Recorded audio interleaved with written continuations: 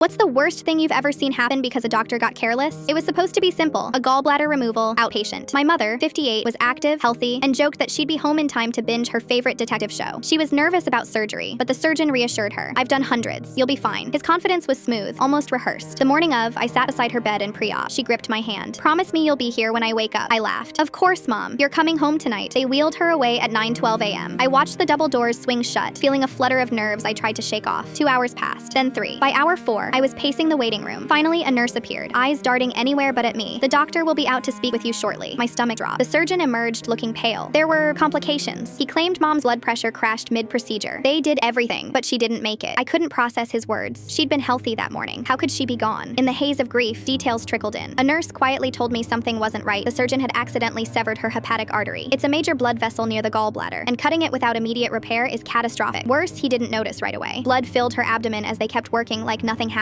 By the time they realized she'd lost too much blood, I demanded the surgical report. It was vague, filled with medical jargon that dodged responsibility. The official cause of death: intraoperative complications. No mention of the cut artery. I started digging. Through online forums and support groups, I found 2 other families who'd lost loved ones under the same surgeon's care. Same complication, same silence. One woman's husband died during a hernia repair. Another's sister bled out after a routine appendix removal. All were told it was unforeseeable. We met in person, sharing medical records. The patterns were obvious: rushed procedures, missing steps in the surgical checklist, delayed recognition of emergencies. I contacted a malpractice lawyer. He nearly fell out of his chair when he saw the files. "This isn't bad luck," he said. "This is negligence, and it's been happening for years." The lawsuit uncovered damning evidence. The surgeon had been reprimanded twice by the hospital for failing to follow standard safety protocols. Both times, the reports were quietly buried to avoid damaging the hospital's reputation. Worse, they kept him on staff because he was fast, and fast meant more surgeries, more money. During the deposition, I sat across from him. He wouldn't meet my eyes. My lawyer asked, "Did you sever my client's mother's hepatic artery?" His hands shook. "Yes, but it was an accident." "And when did you notice?" "About 15 minutes later." 15 minutes. 15 minutes of unchecked internal bleeding in a healthy woman who'd walked into that hospital smiling. The trial was brutal. His lawyers painted him as a respected, overworked surgeon doing his best. But when the jury saw side-by-side comparisons of his operative notes with standard procedures, the truth was undeniable. Corners were cut, steps skipped. Patient safety was secondary to speed. The verdict: gross negligence. He lost his medical license, and the hospital paid a multi-million-dollar settlement. But the money meant nothing to me. I'd have traded every penny to hear my mother's laugh again. After the case, I joined a patient safety advocacy group. We pushed for new laws requiring hospitals to publicly disclose surgeon complication rates. Families deserve transparency before trusting someone with their lives. I tell my mom's story whenever I can, in interviews, in legislative hearings, even to strangers in line at the grocery store if they mention surgery. Because she walked into that hospital for a routine procedure. Because she trusted the surgeon who smiled and told her she'd be fine. Because she never walked out again. And because no family should have to find out the hard way that routine doesn't mean safe, especially when negligence hides behind a confident smile.